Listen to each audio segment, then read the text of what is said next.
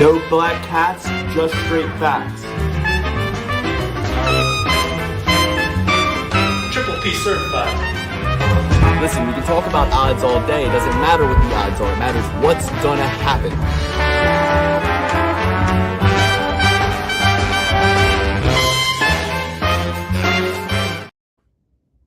Mr. Wipeout. You're late, better late than never, Mr. Wipeout, and that is bad grammar.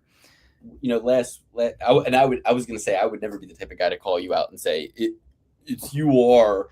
I would never do that. Mr. Wipeout, last Thursday we did the show and we had more live viewers than ever. So we said, hey, maybe Thursday's the new day. Clearly we were wrong, but regardless, Alex had a medical issue this Monday. So I was in hospital for a couple of days. I sincerely apologize. And so he's back and we're here now. And Thursday's not the new day. We're going to get back to Monday starting starting this Monday because there is a break week. I guess is the Super Bowl next weekend? Super Bowl's this weekend. Super Bowl is Sunday. Oh, very nice. Okay, so there's a UFC break week the week. So we'll do early predictions live for you guys here on Monday, coming off the heels of Diego Lopez versus Alexander Volkanovski. And boy, was I wrong. Let me just say this. Diego Lopez, no friend of mine anymore. I don't know who that man in the octagon was. Well, I do. It was the same guy who fought Volk the first time. He fought him the exact same way. I mean, the definition of insanity is doing the same thing over and over again and expecting different results. I guess the only person more insane than Diego is me for expecting a different result. But at the end of the day, I was betting on the things I've been betting on since day one of this show. Father Time, fading the casual, the new casuals, the protect this Volk at all costs type guys, fading those people, taking the younger guy, expecting lightning not to strike twice. I mean, you got to remember Volk, the first time he beat Diego, that was the only time in a weight class lower than 170 that a guy 6 years older had won a title off of a 6 years younger champion. The only time it had ever happened. So far be it for me to expect lightning to strike twice. I thought I was wearing, guys, no one's more embarrassed than me. I was rocking. Came to my engagement party. I was dressed like a fucking slob, wearing his. I'm in a suit, guys. I'm in a suit. With you, I came up. Let me say this. I had my Dream Believe Make It Happen black Diego Lopez full violence shirt. Dream Believe Make It Happen. So I was like, I want to wear this shirt, but it's an engagement party. I'm going to throw something over top of it. So I threw on like a nice button down over top, and I did not like the way I looked. You know, they say Men's Warehouse, you're going to like the way you look. I didn't like the way I looked, but I go upstairs and I say to Brooke, I go, "This look okay?" She goes, "Yeah, you look so cute." I go, "Okay." My wife, says this to me. I don't know if I'm looking cute or not, but I go, I hate the way I look, but either way, I have to wear this shirt. I put cowboy boots on because Diego was kind of like being a cowboy. I go to the party. That would be enough of an embarrassment with Alex on the side of Volk, me on the side of Diego, going head to head, stepping in front of his destiny. But my mom, everybody, they took so many pictures.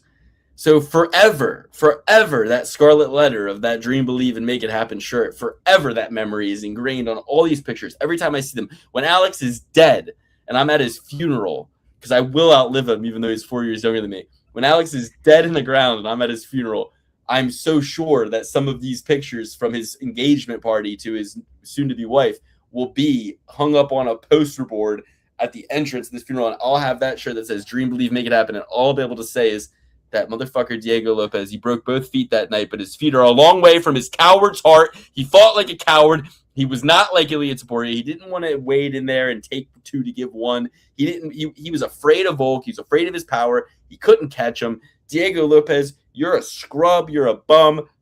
I am done with Diego Lopez until the next time he fights against a much lesser opponent, in which case I'll be on him by knockout and win this all back. Who was the fella I crashed out on last week? I'm gonna find his name because great guy, never met him. He gave me a lot of shit. For taking Patty the Batty the week before when I told him a million times. By the time the main event happened, I was on both sides of the coin. Neither of the sides of the coin were correct that I was on. I had Patty by decision and Justin by knockout. But this clown comes on. He's like, "Luke, you're right on the money. Diego Lopez has this." I tell these boys, what makes you say that? Diego Lopez, so what? He beat up John Silva. John Silva sucks. John Silva's going to get smoked by Volk too. Okay? There's no way in hell that John Silva, crybaby John Silva, little tiny baby, crybaby John Silva, crying about Hoofy, crying about looking at belts, crying when he loses, crying when he wins, crying when he sees the octagon, crying every time I fucking see him on the TV. What makes you think he's going to win? Get out of here. All these guys suck. Alex Volkanovski. I mean, it just goes to show Ilya Topuria, just like we said last week, Ilya Topuria is the greatest to ever do it. He's going to knock out Justin Gaethje. It was just announced today that is next in line. Ilya Topuria versus Justin Gaethje. At the White House. At the White House. Him and his wife, they had a handshake deal in the back room. Everything's okay now, and we're on to bigger and better things. She's dropping it all, and he's working out at his home gym. He's going to come in. He's going to slay Justin Gaethje, but that's not what we're talking about today. Alexander Volkanovski, masterclass performance. You didn't need to apologize for sitting on his face. It was masterful. We love seeing. Can you imagine how I felt when that happened? Oh, you must have been. Can you imagine? Can you imagine the knots that twisted me into? Can you imagine the fucking fury that was coming out of me during that moment? Or what? Like, basically, at that point, I had already taken the shirt off and thrown it across the room. It's a sturdy shirt. I really couldn't have got my nails in there to rip it. I really couldn't have ripped it. So I just threw it. I haven't seen the shirt since. But like, you know, Diego, like, you're not going for that rear naked. You're never gonna fucking rear naked choke Volk in the 5th round or the 4th round or any fucking round. You're never gonna do it. Islam Makhachev couldn't do it. You can't. Brian Ortega, topside guillotine. T-City couldn't do it. Topside fucking triangle, like, couldn't do it. So here's my thing. We're moving on. We get the Super Bowl on Sunday. We get the UFC on Saturday. I'm going to say it right now. It's the fucking Pats, baby. It's the fucking Pats all day. Pats money line. Pats. Wait. I'm going to wait until Seattle goes up by 10 and bet the Pats. It's Pats, Pats, Pats. Pat, pat, pat, pat, pat, pat, pat, pat, pat. Well, it wasn't an unblemished card for me. I did make a serious mistake ever trusting Dan Hooker. Dan Hooker sucks. Okay, it's over. I'll tell you what. I had BSD by TKO, right? I threw a fucking hedge on Dan Hooker money line after the first 2 minutes of round 1. Yeah, he was looking good for a little bit. I go, okay. And yeah, he's just an idiot. And Dan Hooker is a pussy because he talks all this shit, and then what did he do? He went for a fucking takedown. You talk all this shit, and then you go for a takedown. Guillotines, takedowns. I mean, I knew he was going to go for guillotines. I was hoping Benoit would. The guillotines were working because he used them to sweep and to not be taken down. He didn't use it. He didn't jump guillotine. He threatened the guillotine and he scrambled out. Smart. But what led to him losing was when he went for a takedown against Armstrong or against fucking BSD. And what's up with this reffing lately where, like, you let a guy get battered for 45 seconds and then with 5 seconds left in the round, you call it? Like, at that point, Mario Yamasaki, that shit. It is happening a lot. It's insane. It's insane. You just let these guys take a serious beating. You hear that clapper. And the guy hears that clapper, and they're like, okay, I just need to survive for 10 more seconds. I can survive for 10 more seconds. I shouldn't even try to get up because there's only 10 more seconds. It's the ref equivalent. Us saying this is the referee equivalent of people saying to a police officer, you should have just shot him in the leg, right? Because although that is the logical thing your brain thinks of, like, well, why not just shoot him in the leg?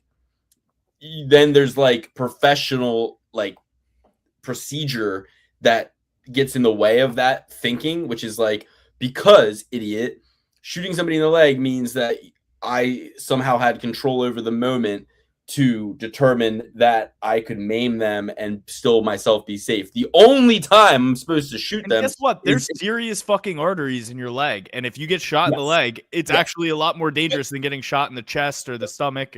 But that aside, people fail to see that, like, if I'm pulling out my gun, that is because I think I'm going to die.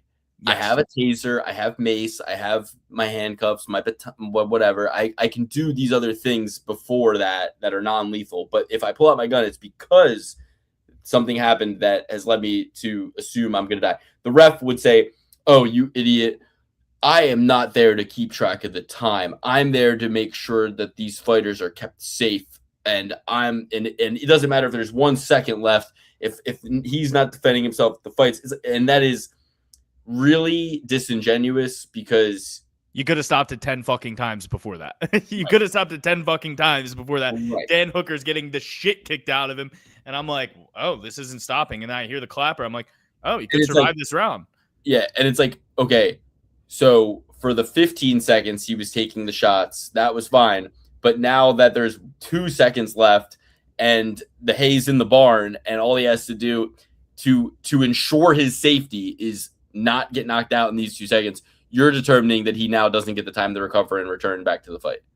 Yeah. It doesn't make any sense. When you have the ability for the coach to throw in the towel, you have the ability for the fighter to tap out, you have the ability for the fighter to also not return from their stool. We don't need a ref using his, sage wisdom to determine that this fight is over when it's not over. It's annoying. But anyway. Mauricio Hufi, magnificent, absolutely gorgeous. Rafael Fiziev, no issues there. The guy is so much bigger and taller than you. It's like whatever. Like that was a dumb pick on my part. Really good in the first round. The leg kicks were great. He looked really good. And I'd love to see Hufi fight Gene Silva. I know they're not in the same weight class, but it's 145 to 155. Like everybody moves between those weight classes. Max Holloway did, Dustin Poirier did, Charles Oliveira did, Alexander Volkanovski did, Ilia Topuria did. Everybody, Frankie Edgar did, so hey, if you don't want to be in the lofty company of those plenty of fighters I just fucking named, make the excuse that Hoofy's too big, even though the guy is a string bean. And it's like, or go fight his ass. You want to unfollow him? You got a problem with him? You want to be a girl about it and unfollow him, or you want to be a man about it and go fight him? You know what I mean? He is a girl. He's sincerely a girl about it. He was on a fucking podcast and he was like, I just want to keep my distance and I hope he feels the same way. Oh my God. Yeah, he's such a chick about it, dude. It's like, and Hoofy's out here like, I love Jesus. Volk's a great guy. I'm really happy for this opportunity. And Jesus was like, I thought we were a team. It's like, shut up.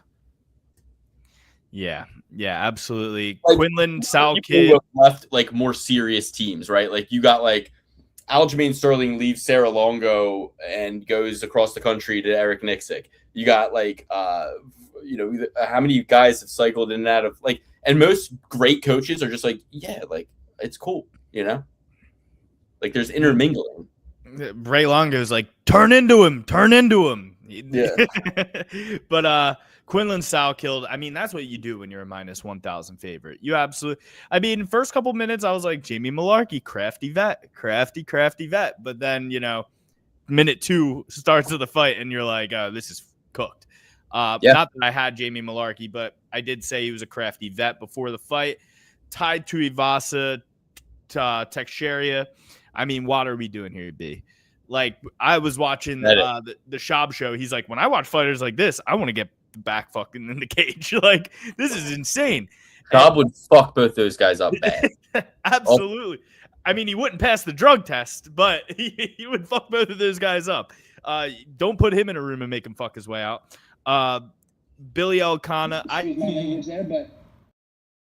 Billy Elkanah. I called it. I called it too. I called it out by sub. I posted it in the open bet sheet. I said it to my wife before the fight started. I said this guy's gonna win by submission. It got squirrely for a little bit there, but he got it done exactly as we said. By submission. Cody Brundage, crafty as all get out. Cody Brundage, crafty as all get out. Yeah, but he kind of won that first round in my opinion. I wasn't barely watching. Great. He was doing fantastic. I don't think he deserves to get cut. He always provides some entertainment at the very least. He was doing great. Cam Rouston, beautiful knockout from the back mount. Jacob Malkoon beat up Torres Finney. Torres Finney, I mean, Well, you picked Look, Torres. he was undefeated. He trains with DC. I thought that Malkoun would accept his takedowns a little bit more and try to work off his back, and I thought that would buy Finney some much needed minutes in several rounds. And yeah, I mean, Malkoun also hadn't fought in a very long time. But as I was watching the UFC weigh-in show, I was like, yeah, wait, he's way better than Finney. But no, so for me, it was like, okay, Yiza did beat Con Awfully. What a robbery there. Oh yeah, absolutely. Didn't really have too much invested on that myself. But then Boban Elliott had a decent performance as well. He was doing really well in the beginning of the fight. Didn't tap to the sub. Gotta love that. So that was where my night really turned. Was Boban Elliott, underdog that I chose, lost, fought really, really, really, really well.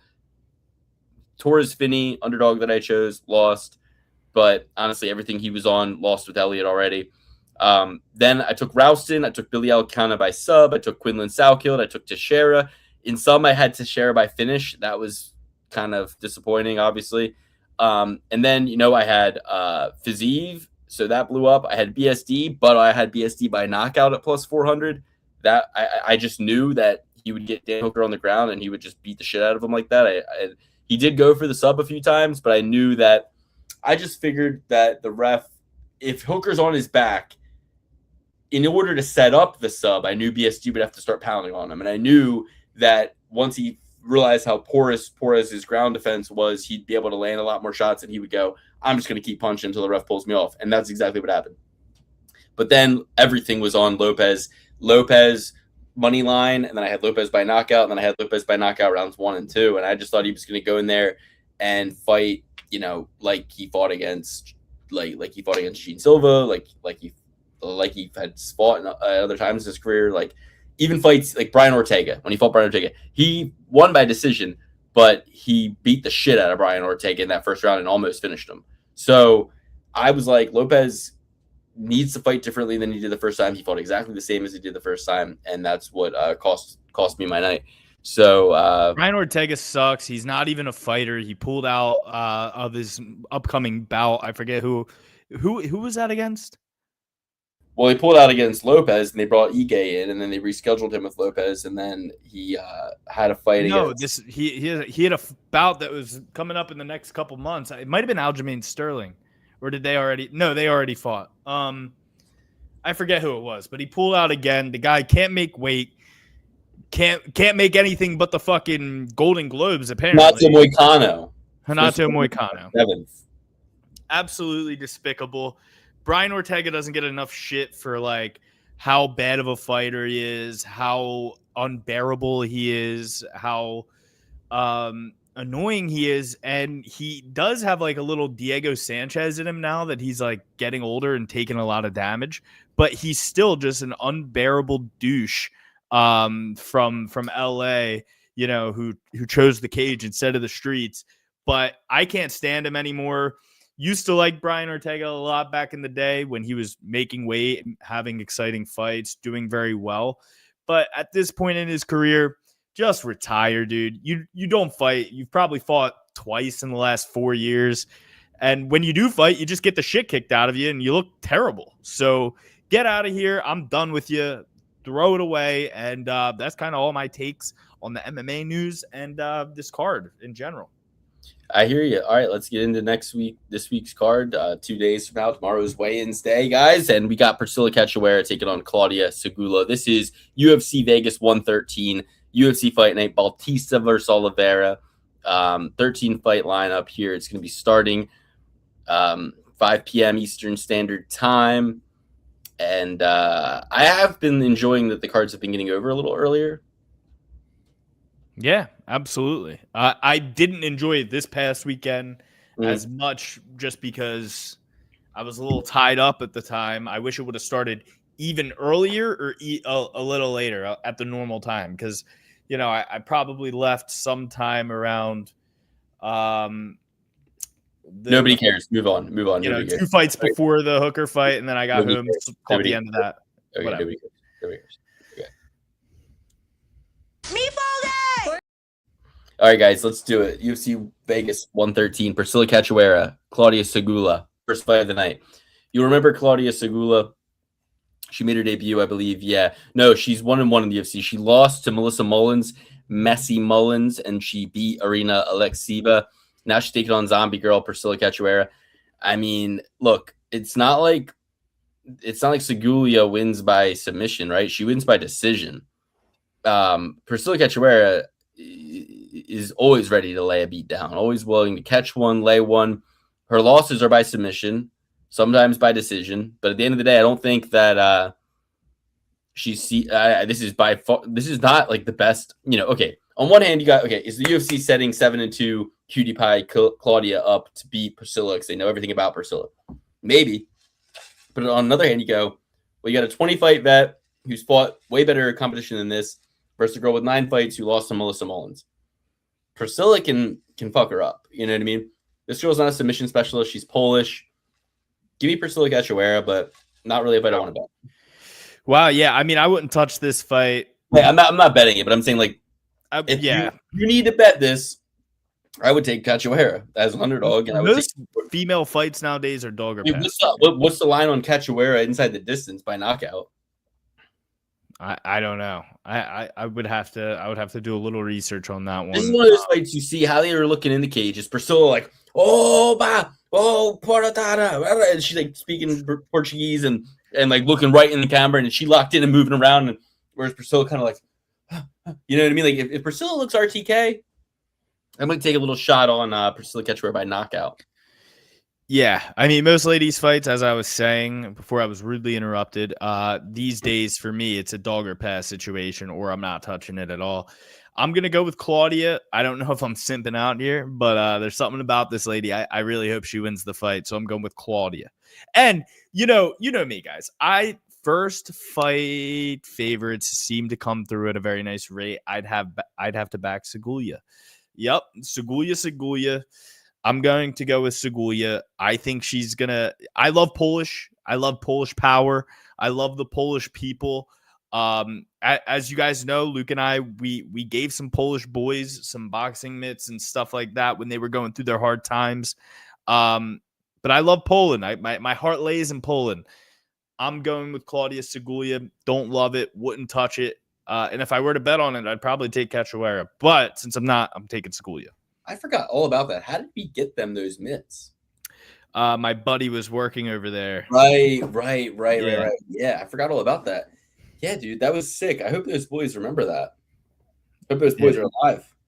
Yeah, more importantly. And based on how they were boxing on concrete, I don't think they would. Can you imagine 10 years from now, we're watching the UFC and a kid goes, I just want to say I was a refugee. I went to Poland from the Ukraine when I was but a boy, and I had no hope, and I lost me mum. And why is he British? I don't know. And some boys, some men, great men, American men, they gave me these gloves. I have them right here to this day. They won't remember that. My boy definitely took all of the credit for that and was like, "Look what I got you." He didn't mention our names once. He's gonna get the shout out, and he's gonna have his Arman Sarukian moment. When the kid that Arman Sarukian paid for a year at Extreme Couture ends up winning a championship. Very cool move by Arman Sarukian. Luke, next up, we got two favorites here, two guys that we both like. We got Muin Gafarov versus Jacob Wilklax, another Polish boy, Wikalacki. We got another Polish man here. I know you love the Tajik Gafarov. What do you think about this one? Wilklax is coming in off of that split decision win against Patchy Mix. I didn't think it should have been a split decision. He beat the shit out of Patchy Mix. And Muin Gafarov, who was his last fight? I think he had a pretty good win as well. Rinya Nakamura. So two, in some people's opinion, guys that were supposed to be next up in this division. These guys dispatched both of them. What do you think about this one, Luke? I didn't like what I saw from Wiklax on Patchy Mix's ability to take him down. I think Gafarov probably has that same ability. Stocky guy, not going to get submitted from some back shit, not going to get triangle, not going to get armbarred. So I can see the Tajik fighter landing a couple critical shots on the feet, maybe getting some takedowns, winning a decision. But he almost knocked Nakamura out in that first round. So Wicklax, Crimson jaw. Yeah. Handsome as all get out. But here's the thing. I mean, my opinion is he's not going to submit Gafarov. And if he's getting taken down and accepting ground position against Patchy Mix,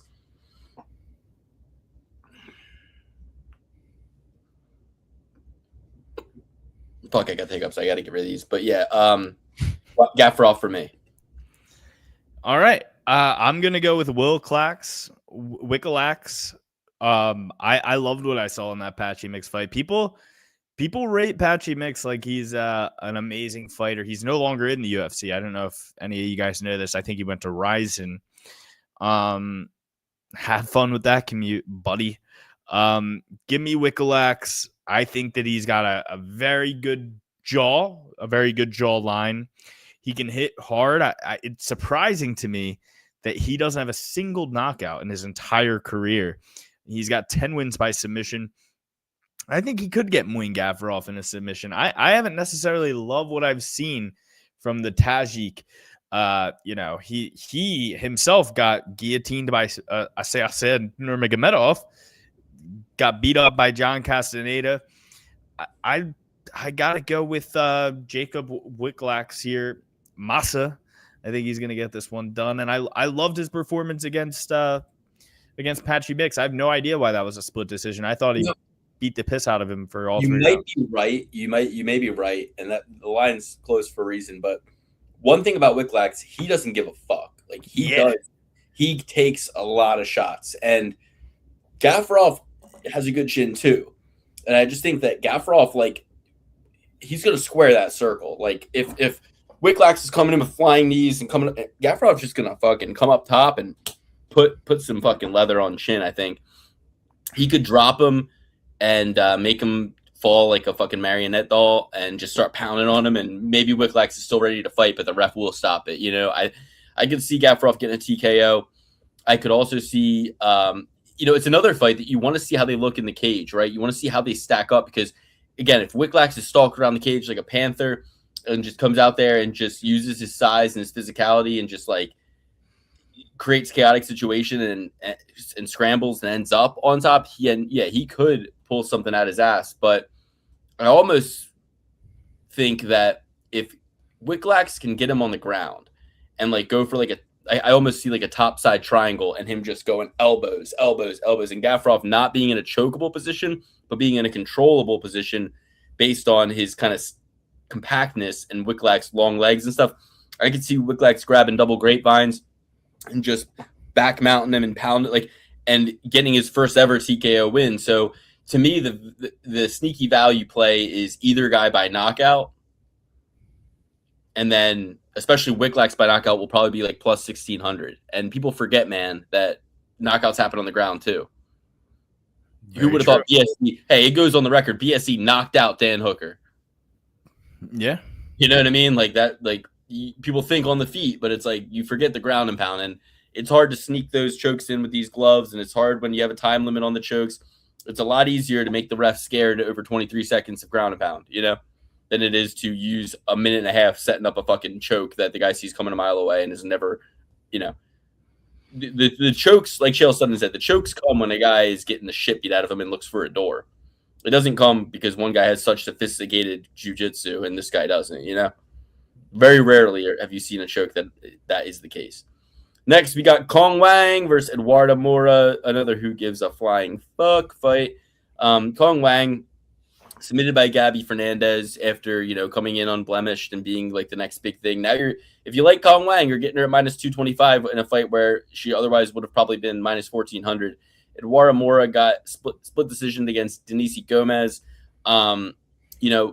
Again, it's really not a bettable fight, not a fight I want to bet. I think if you are a Kong Wang believer, if you're a Kong Wang supporter, you're getting her at a good line and you should parlay her up with everything else. But I'm not a fan enough of any female MMA fight to, besides the great Erin Blanchfield. So If this were Erin Blanchfield versus Eduardo Mora, and Erin Blanchfield was minus 225, you better believe it'd be parlaying her. So, if you I do like this fight. I like this fight a lot. I hate Kong Wang. I think that she's a gimmicky loser, and I fucking hate her. And I hope she paints her face like the Joker again and gets absolutely stomped by Eduardo Mora. Eduardo Mora is fantastic. I know she has that split decision loss against Denise Gomes, but that doesn't say much to me. I do not like all these girls with the nickname Ronda, though. Like Russian Ronda, there's all these Rondas out there in the world. Honcha Housey. There's so many Rondas out there. How about you just make your own name? I know Luke's fight name would be, Lukey, the Iceman, Liddell. I don't know. My daughter came up with my daughter invented a new character that exists in our little world called the Haunted King. That sounds like a Brazilian fight name who came over here and doesn't. I'm the Haunted King. You know what I mean? Like that's a badass fight name. Yeah. But yeah, I'm going with Eduardo Mora. I think Kong Wang absolutely sucks. I think she's one-dimensional. I think that Eduardo Mora can easily sub her. Eduardo Mora, she's one of these ladies who finishes ladies. She's got 5 subs, 4 TKOs, 3 wins by decision. Her only loss is that split decision loss against Denise Gomes. I think Eduardo Mora goes out there, ragdolls this hoe, absolutely puts it on her, and wins the fight. Probably chokes her out. All right. Let's see. Real quick, Dirty Reg says Gaffarov is plus 310 by knockout. Carrie Jane says, hey, Carrie. Hey, Carrie. Carrie. Fine ass Carrie Jane. I just know Carrie somewhere. I picture Carrie Jane. She's got her bathrobe on. She's got a book. She's got a glass of wine. Her kids are in college. She's still a hot lady, and she's just like got the fireplace. Her dog's right next to her. We're on the big screen, and she's just typing some notes, doing her maybe real estate business, and got her book and her wine, and she's just like getting back to somebody about a listing. We're on the TV, and she's just like, oh these boys. These boys. That's hilarious. Well, next up. That's so funny because I'm 51 years old. Exactly. Like a fine wine, Carrie, like a fine wine, and they said, anyway, we won't get into it. But, all right, next up, we got. Thinking about Carrie in her nice bathrobe with her book. It's probably like Rich Dad, Poor Dad. No, I'm kidding. Next up, we've got Javid Basharat versus Yanni Vasquez Kryptonita. Luke, take us away. I'm a big fan of the Snow Leopard. Everybody knows that ever since he bashed that Israeli guy who called him a terrorist to his face. I love Javid Basharat, so you probably know where I'm leaning. Luke, what do you think?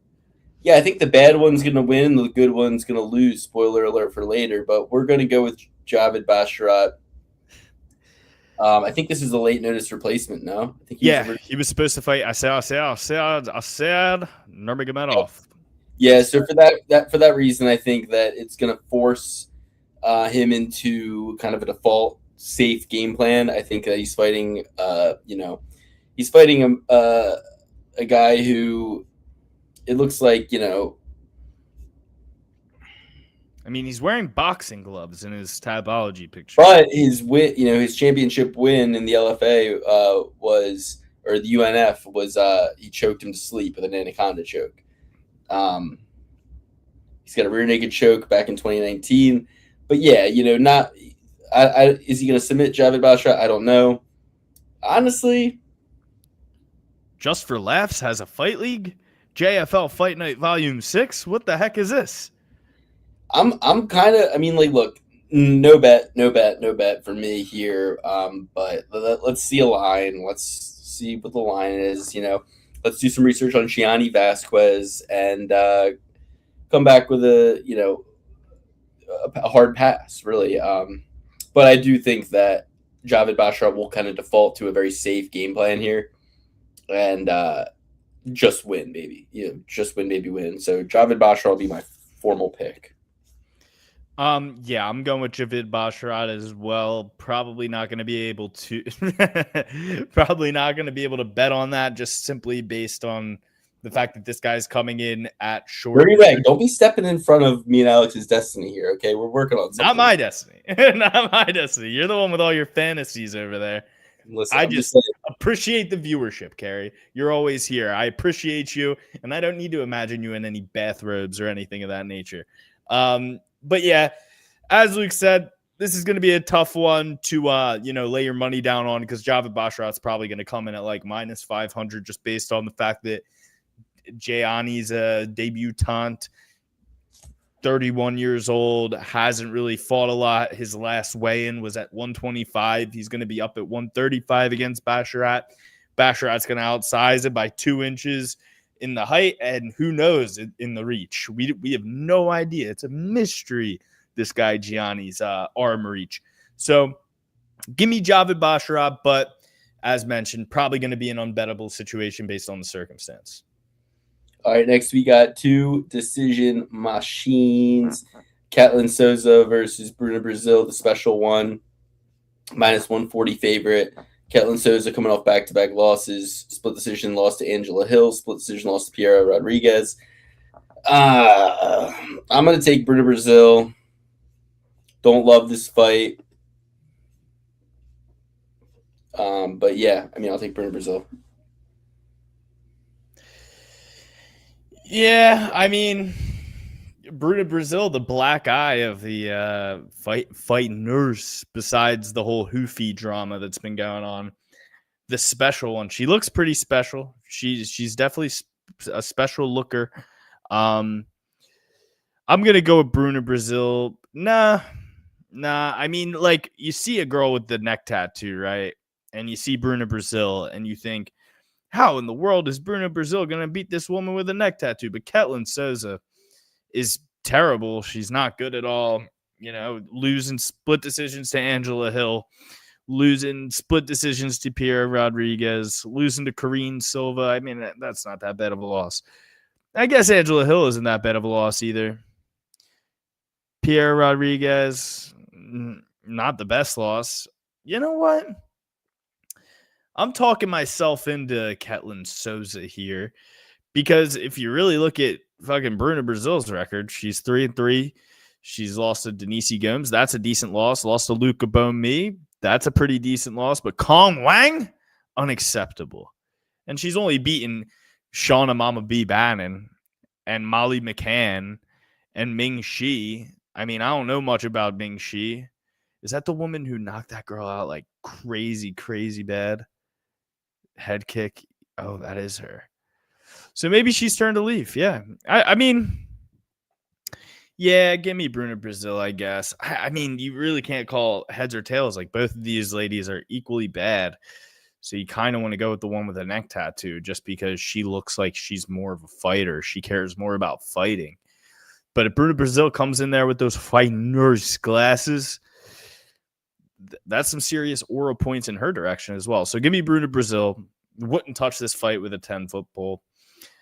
Next up, we got Nikolay Veretnikov. Fun name to say. And then Nico Price. Wow. Veretnikov coming off of the loss to Punahele Soriano, beat Francisco Prado by split decision. Francisco Prado is Argentinian Drew Dober. But lost Austin Vanderfort before that. The ladies, man, Austin Vanderfort, Mr. Van Zandt. Nico Price, though, he's not gonna have a size advantage. I don't know why. I thought Veretnikov was a lot like stockier, and Nico Price is so long. Nico Price has like 15 mouths to feed. He is a dumbass.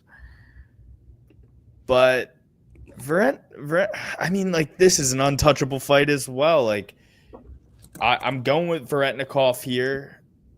Is this a last-minute replacement as well? Who was the one supposed to be on? Yeah, Veretnikov was the guy that was supposed to be on.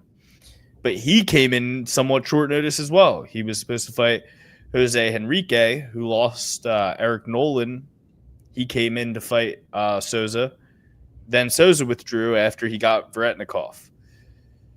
So I guess Veretnikov's going to be more prepared here. This is a Nico Price job preservation line right here. He's like, okay, I'll take it on short notice. Give me another contract. Give me Veretnikov. Don't love it, but he's been preparing for longer. Veretnikov by knockout, I think, or submission. Veretnikov by finish. Reason being, I mean, he's fighting for his fucking life. He's got one win in the UFC, and it's a split decision against Prado. So it's like he's not, he's fighting for his fucking life, and he needs to do something. I think that Nico's sloppy, and obviously he's sloppy, and Veretnikov, as I call him. I don't know what the right pronunciation is, but yeah, I'm going with Veretnikov by finish. And if he doesn't get a finish against Nico Price, I probably won't need to worry about picking him anymore because he'll probably be cut from the UFC. All right. Next up, we've got Danil Danchenko versus the Great White Alex Morono. My first instinct was just take Morono as an underdog, but then I started to remember this guy Danil Danchenko. He ran through the Ultimate Fighter, beat up on Matt Dixon, who I thought was going to win the whole thing, to be honest. I thought Matt Dixon was the most talented guy in there, but Danil Danchenko is just on a war path right now. Where's this fight taking place, Luke? The Apex? I think so. Yeah, it is the Apex. I thought when I watched Ultimate Fighter, and they made their picks, I think Danchenko is one of the last picked. And I remember thinking, he's not going to, win his first fight in this competition, Yeah. He ends up winning the whole thing. So, couldn't have been more wrong about him. Yeah, I think that he blitzes Alex Morono, connects on Alex Morono. He's 9 years younger in a weight class that's 170. You don't see guys at this weight class, even the most athletic of guys, don't carry their career very far in this weight class. You're talking about Alex Morono. He's the least athletic guy in this division, maybe even in the UFC since, I don't know, Forrest Griffin. I mean, I think Forrest Griffin was a significantly better athlete than him, But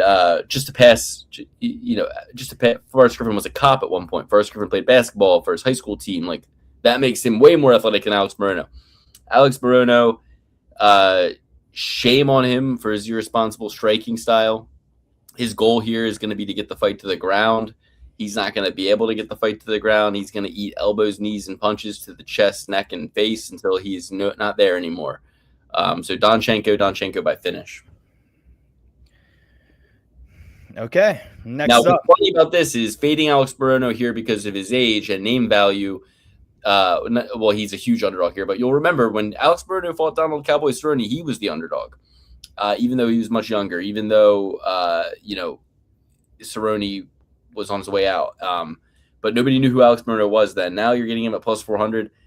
I do think it's steep for this fight, but when you look at the measurables, when you look at the fact that Alex Morono got finished in his last fight, hasn't fought since, when you look at the fact that they stack up equally in height and reach, and Danchenko is just much more fundamentally sound with the way that he approaches his opponents, and Morono, that in his 20s, he might have been scrappy or at least not war-torn enough to take some of the shots that he was leaving available with his herky-jerky Keith Jardine fucking monkey handlebars on a motorcycle fucking hand position. But at the end of the day, it's been figured out. It's not cute anymore. And I think that Cezinado, who Danchenko just beat Dus Morono. Out with the old and with the new. Danchenko by finish round one. Next, we got Dustin Jacoby versus Julius Walker. Dustin Jacoby. Yeah, and I mean, Dustin Jacoby taking this one on relative short notice. Julius Walker had another opponent in there who pulled out, and I think he's out of the frying pan into the fire with this one. I mean, it took you all 3 rounds, got a unanimous decision against what's that guy's name? He's 0-4 in the UFC. Rafael Cerqueira. Took that guy 3 rounds, lost the fight before that. In my opinion, you're 0-2 in the UFC at that point. Alonzo Menafield, split decision loss. I mean, there's no shame in that. Dustin Jacoby did well against Alonzo Menafield himself.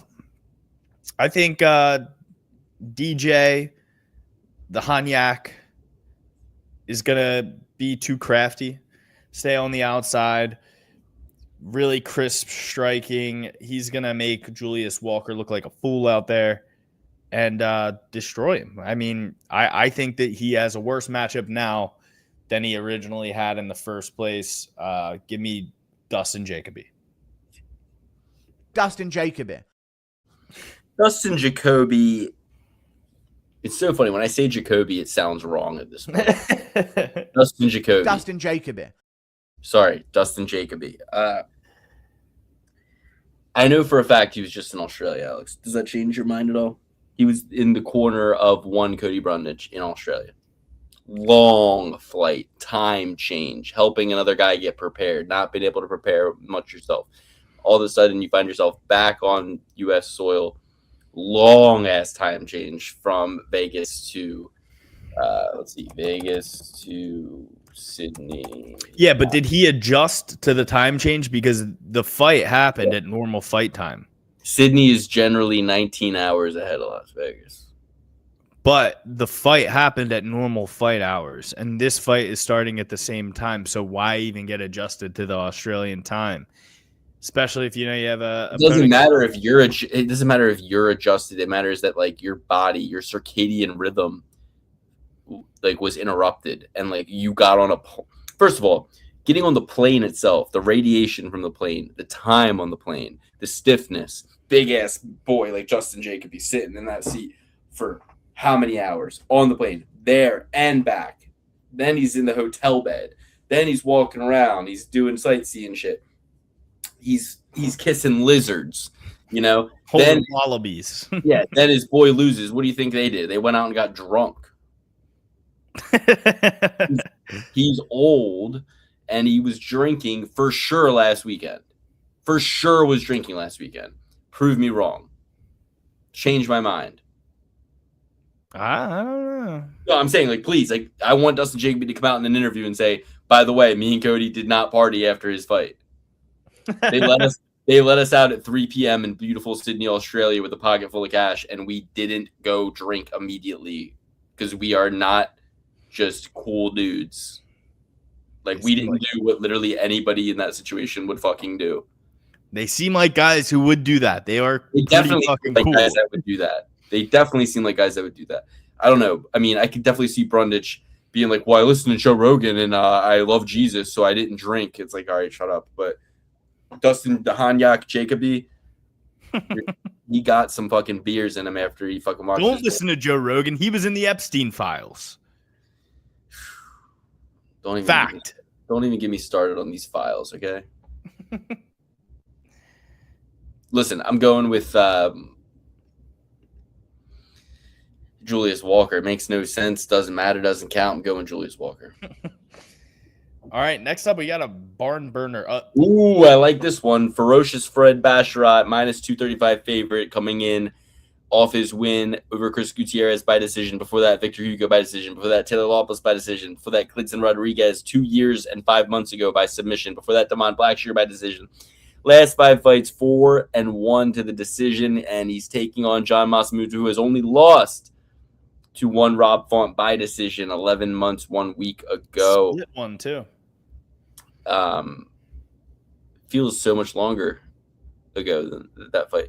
Miles Johns. And Rob Font. Virtually identical. Yep. Beats Miles Johns by split decision. John Masamuto versus Farid Basharat. Who do you got, Alex?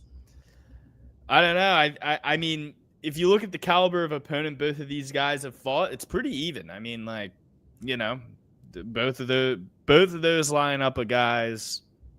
Very good. Hold on one second. Yeah, dude, MMA consultant. You know how I know about that? Nick Diaz. Well, my wife has since become well versed in all sorts of radiation, but Nick Diaz, when he didn't go to the interview against George St. Pierre, he didn't show up to the press conference, and Dana White was still with his boss next, and he's like, I mean, I don't know what you guys want from me. He didn't show up, like blah blah. He disrespected all of your time, and then Diaz comes in the next day, and they're all asking him about it, and he's like, it was Errol Hawani, you know, and Dana's like, he's gonna ask you why you weren't here.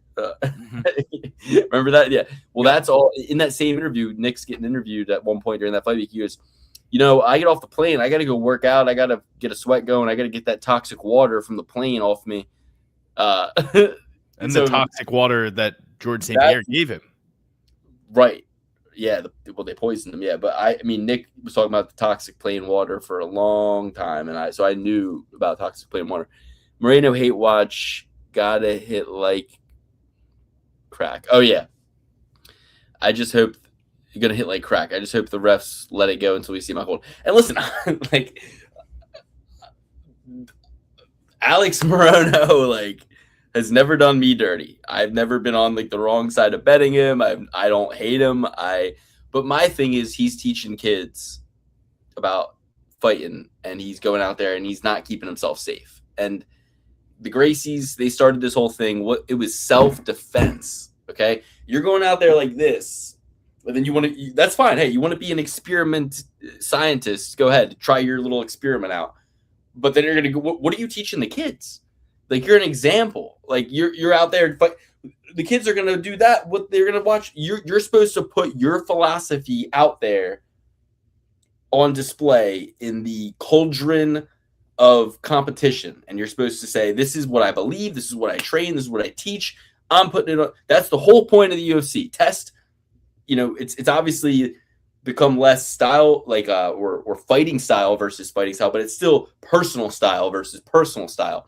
And if you're going out there and you want to experiment, just don't claim to be a teacher if you're going to go out there and do shit that is pseudoscience at best. Unconventional. Pseudoscience at best. Unproven pseudoscience. Hey. Ryan Hall looking ass. Keep your shin tucked and your hands down until further notice. Until, you know what I mean? Like, there's exceptions that prove the rule, right? Like, oh, well, Anderson Silva doesn't do that. Okay, look at his body of work. You don't say Alex Morono doesn't do that. You say, yeah, and look what happened in his last fucking fight against Carlos Leal. You ever heard of him? Carlos Leal is not Anderson Silva, and he was able to put him to sleep because he's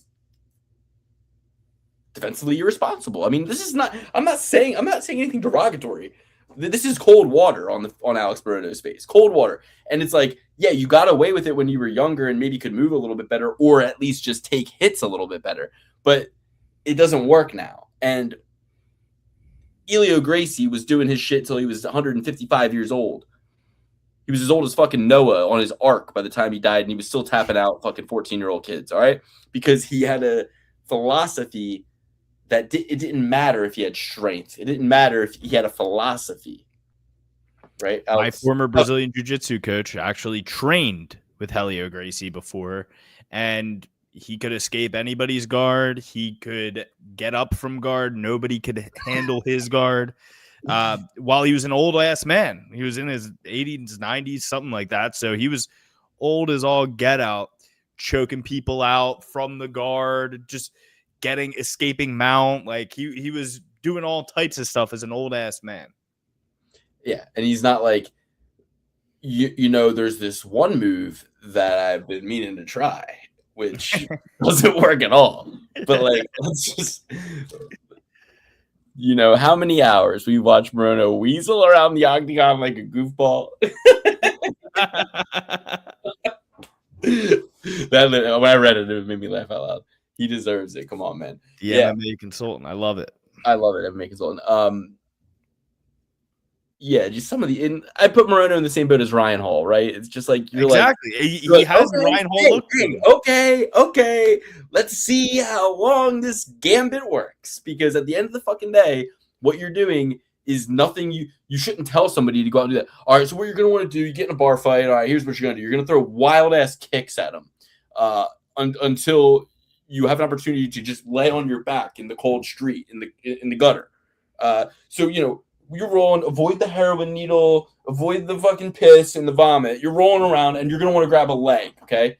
Now, at this point, if his friend hasn't come up and hit you in the head with a bottle, or he himself hasn't kicked you or thrown a cinder block at you while you're rolling around on your back, you're going to break his leg. And then, if it, or tears it, yeah, you tear my ACL in the street with the adrenaline going. You really think it's going to stop me from fucking, like... I wrestled a whole season with a torn MCL. Okay, I wrestled the entire wrestling season. Bash you against the curb, like as I put you literally under a car and just like store you there. Like, Conor McGregor beat Max Holloway with a torn ACL. You don't need an ACL, okay? It's not a necessary thing. And Diego Lopez with his 2 broken feet. Conor McGregor's foot was a balloon. And again, I'm not even saying it can't work, but I'm saying like when you teach somebody to drive, you don't say.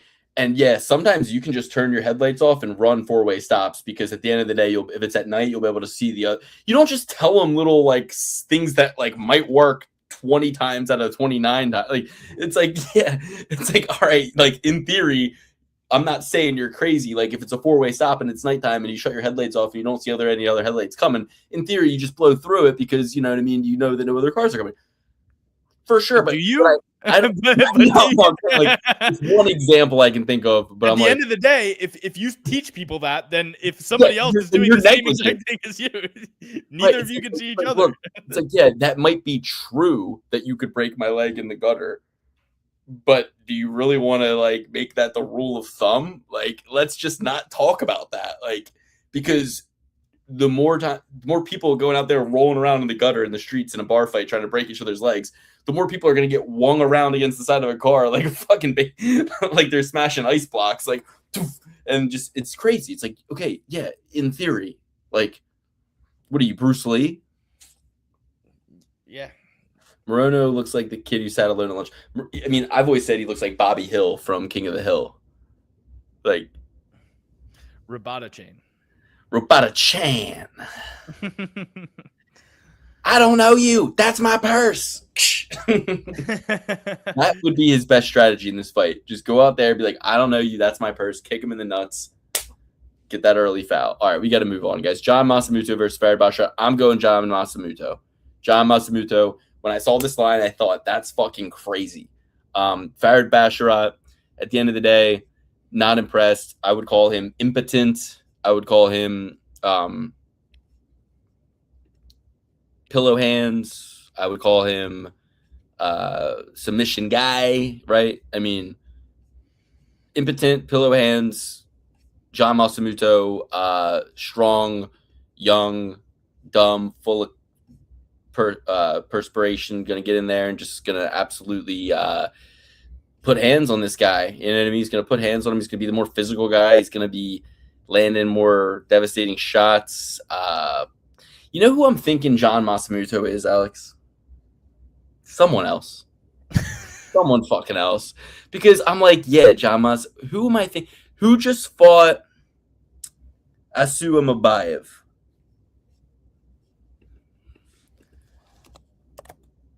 I don't know. In the meantime, I'll take Farid Basharat. I'll go Basharat on Basharat this week. I agree with Luke to a great extent. I think John Masamuto is a bit of a stud in there. These guys have both fought really high caliber opponents. And I'm really interested in seeing how this fight goes. I'm not fully confident in Farid Basharat, but I've loved these Basharat boys. I'm going with Farid Basharat. Who is the guy who fought recently and he like finished the guy in the second round? Billy Elkanah. It was by knockout. I thought it was Miles John. Dude, this is gonna kill me. I literally okay. Either way, John must be. So yeah, okay. Who you going with? I'm going with Farid Basharat. Okay. Michael Olajaychuk, Marc-Andre Barrios. What do you think? This is a typical power bar spot where power bar fools us. You know, Right. he looks so Alex, yes, that's exactly what I was thinking, dude. he looks so bad all the time, and then he comes in and he just And starts. we all love Lord Michael even more. We loved Lord Michael from the start. We loved him through the losing streak. Now he's winning, and we've been waiting. And then it's like, but now he's minus 400, and it's like, huh. Minus 400. No, he's 290. 290. But I'm still going with Michael Olajaychuk. Power bar is probably going to make me look like an absolute dumbass because he always does. I can never get on the right side of him. I pick him to win, he loses. I pick him to lose, he wins. So you know he's a bit of a surprising guy. He's a bit of a shocker. He can really he can really he's gonna beat the fuck out of Lord Michael. I feel like I don't know why. I just feel like he's gonna just go in there and be like, nope, boom, boom, boom. Like he's certainly heartier.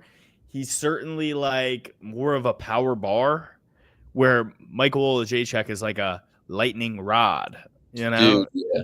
It's power bar versus lightning rod in this one. But I'm going with Lord Michael. Lord, I am Lord. Can we get one more Basharat brother? Triple B, boring Basharat brothers. Yeah. I mean, they don't have the most exciting style in the world, but. You know, who are the other brothers? The Brazilian ones. Nick and Nate Diaz. No, the Brazilian ones. The guys, who am I thinking of? Justin, who am I thinking of? The Brazilian the tip of my tongue. Bonfim. Ishmael and Gabriel Bonfim. Easy they are more exciting. But they're not as good. But maybe they are. No, the one guy sucks. The other guy is carrying all the weight. Both of these guys are pretty damn good. The Bashar brothers and the Bonfim brothers need to go to war. I don't care what weight. Don't even. Luke, well, actually, Basharat's at 135, and shut up. Figure it out. Figure it the fuck out. We need a brother versus brother, oh brother, card, where it's just brothers on brothers. It's the Basharats versus the. And by the way, Nick Diaz, he said he goes. I see myself being a world champion in his most recent interview, right? No, Justin, we figured it out. It was the Bonfims, not the Rua brothers who haven't been relevant in 10 fucking years. Not Shogun, not Marsilio and Ninja and Shogun Rua. No, Rua. It was they were great brothers, but like, come on, neither of them have fought in 15 years. Like I was talking about. Anyway, what I'm saying is, Nick Diaz. I got the best fucking idea ever. It's right by everybody, right? It does right by everybody. I call Hunter Campbell with this idea. I go, Hunter, you're gonna spit in my face when I say this to you, but I need you to sleep on it. Nick Diaz just did an interview. He says he sees himself as world champion. Right? We need a Nick Diaz redemption arc. We need a 30 for 30. We need him in the gym. We need him motivated. We need him training. So we're gonna do a BMF belt with Nick Diaz involved. His brother literally invented it. His brother Nate invented it. We need a BMF belt. We're going to do Nick Diaz versus who? We're going to do BMF Nick Diaz versus who? Nate Diaz. That's stuck up. No. I'm just kidding. Of course not. Hey, we could do. I mean, they're kind of beefing. How about George Masvidal? How about Nick versus Masvidal? That fight was always supposed to happen. Nick versus Masvidal. That would be a fucking banger for the BMF. It'd be nice. And Masvidal fought Nate in boxing. Nate won. It'll bring Nick and Nate back together. We'll get Nick in there for the BMF. We get Masvidal again, another star. I mean, come on, guys. Like, we got to help. Nick deserves it, guys. Like, help him out. Give him something to fight for. Give him something to be motivated towards. And it is a title, not the one he probably thinks, but he's going to have a chance to get a UFC title. It's a BMF title. That's how we're going to get him that title. Okay. All right. I would love that.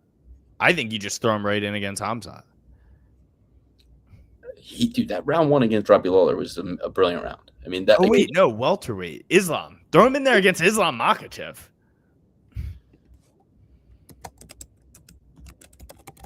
Yeah, Nick threw like 200 punches in the first round. It was insane.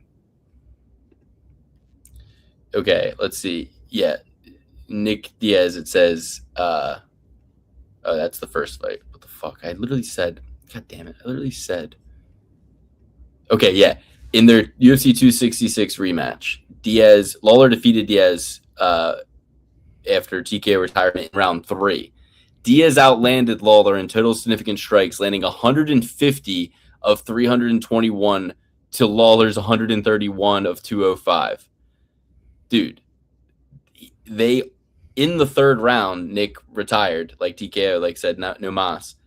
But in only 2 fucking rounds, they both threw a combined 526 punches, landing 281 between the two of them. Nick Diaz landed 150 to 321 in 2 fucking rounds. You have guys fighting 3 rounds, beginning to end, all 3 goes to decision, and 30 punches were thrown apiece. Like, Diaz landed 150 in 2.25 rounds. Like, put some fucking respect on Nick Diaz. He came off the fucking couch with a fucked up back, having not fought in 3 years, and did that. Like, and you know what Robbie Lawler did? Knocked out Nico Price, who fights this weekend after that. So Robbie wasn't washed. Like, let's be fucking real. Like, Nick was putting it on him, and he was doing well, and it was a great fight. Like, I fucking hate when people disrespect Nick Diaz. Like, infuriating. I was just watching his Strikeforce highlights. Like, are you watching? Like, are you like, he fought Anderson Silva, he fought George St. Pierre, he fought BJ Penn, he fought the best 155 pounder, 170 pounder, 185 pounder, and maybe the best fighter of all time. In 3 weight classes. Not to mention everything he did in Strikeforce, not to mention everything he did in Pride. He was always fighting the top guy. He was always fighting the number 1 guy, even when you had to go across the fucking ocean to do it. Like, Nick was always the best. Like, let's not get it twisted. And even the guys he lost to, like GSP, like, oh, he lost to GSP by decision. Like, judge it under today's criteria. Judge it for damage and not just lay and pray bullshit, leg humping, boring GSP shit. You know what I mean? And furthermore, he fought Anderson Silva. Anderson popped for steroids, Nick popped for marijuana. And Anderson beat him by 5 years. Anderson beat him by decision. By the way, Nick Diaz is not a middleweight or a light heavyweight. He fought fucking Anderson Silva in his prime. Like, or not in his prime when he returned off the leg break, but like, that was his prime until he broke his leg. That was the closest you're ever going to get to Anderson in his prime before he broke his leg. So, yeah, anyway, absolutely. Nick Diaz ran over. I don't want to see him. Dude, I can't have BJ Penn, my number 1 fighting hero, and Nick Diaz, my number 1 fighting hero. Both of them tied for number 1. Like, I can't have both of these guys. You know what I mean? Even Anderson being a cop in Beverly Hills doesn't lift me up enough for this, to know where 2 of my heroes have fallen to. You know what I mean? Fair enough. Well, we've got 3 fights left. Next up is Jailton Almeida versus Rizvan Kuniev. Now, you'll remember Kuniev, he lost a split decision to Curtis Blades. Got on through the contender series, first round knockout with a second left, a buzzer beater. You know, I just think if you can't keep Curtis off you, you can't keep Jailton Almeida off you. He doesn't seem like one of these Dagestani wrestling guys. He's more of a punchy rushing guy. So give me Jailton Almeida. I don't think Jailton Almeida is all that good, but I'll take him in this one. Volkov fight was close. He's been fighting high level guys. And Rizvan, I mean, it's tough coming in and fighting Derek Lewis and Jailton Almeida in your first 2 fights in the UFC. Like, why are they moving this guy up so fast? There's so many other blobs that he could, beat up on for a while. Maybe none of those guys will sign the contract, but give me Jailton Almeida. Jailton Almeida wins this fight. Jailton Almeida might finish him by submission. I think Jailton Almeida wins this one. Doesn't seem like Luke's here, so I can go on to the next one. Pish Pash Bosh. Amir Albazi versus Koyorji Horiguchi. Give me Horiguchi. Japanese legend. I honestly think he should be the headliner of this card. He's amazing. I know he's at 125. I think that he's magnificent. You know, his only UFC loss, I believe, is to Demetrius Mighty Mouse Johnson. Had some losses in Ryzen and Bellator, but, you know, no shame in that. Sergio Pettis, there's a bit of shame in that. Apache Mix, a little bit of shame in that. 2 UFC washouts. Lost to Kaya Sakura, who, you know, looked like shit against Tim Elliott and Alexandre Pantoja. But, you know, that doesn't matter. I still think Horiguchi is one of the most well-rounded guys for the 125-pound division. He's got it everywhere. He's really, really good. I think he dominates Amir Albazi. There's no holes in Horiguchi's game. And if Luke's still not here, I guess I'll just go through the main event. Mario Bautista versus Vinicius Oliveira. Vinicius Oliveira here, you know, he's I feel like he kind of struggled a little bit with Ricky Simone. He did get the jump on Kyler Phillips. It wasn't as close of a fight. He's looked sensational since coming in the UFC. I mean, he won a fight. He had broken ribs. He had broken ribs before the fight even started. Still fought through the entire fight. Didn't cry like some of these other guys. I have a lot of respect for Loke Dog. But Mario Bautista is just so pesky and so annoying. And he fights a style that I don't love, but he always wins. But Vinicius Oliveira, man, he is a dog. He puts you into a battle, a storm that you don't want to deal with either. Give me Mario Bautista. I'm not in love with it. Pretty big favorite, but, you know, at the end of the day, if my parlays are still going, I can always hedge on Vinicius Oliveira. I think this is going to be a razor close fight. They've been scoring a lot more on damage. I'm kind of talking myself into Oliveira here. Fuck it, give me Oliveira. All right, Luke, run through from Jalto Almeida. So for me, I mean, I just wanted to shout out Justin BJ Penn, one of my favorites for sure. Conor McGregor, all-time favorites, yes. Plus money on a Russian. And the Jalto Almeida is like the only American wrestler position where he over there, in the, you know, on for sure, swing to the side of their head. Yep. Take the dog by KO only. Euro, you look like you've been in the attic, and you know how stable the Earth's crust is. All asteroids, all the asteroids are. I know all about the Arctic. I know all about the ice wall. I have been there. Arctic, Luke, not the attic. Oh, the attic. I was like, what the fuck? Okay, so I'm going with Kunaev. I was going to take him against Curtis Blades. I was going to take him against Ryan Spann. I'm going to take him against Almeida. I don't love the odds. I'd love it more like plus 200. But at the end of the day, I just think that, yeah, what you said, Almeida's not going to be able to take him down, and he's the better boxer, so he's going to piece him up. They're sick of Almeida and his boring-ass style. He's going to try to strike with him, and he's going to get caught. But, you know, also really don't want much to do with this fight because it's a heavyweight fucking fight, guys. Come on. Amir Albazi, again, you know, I love Horiguchi. I love him so fucking much, but plus 265 on Amir Albazi, guys, like, he's the prince. He's good, and I think he can possibly take Horiguchi down and keep him there.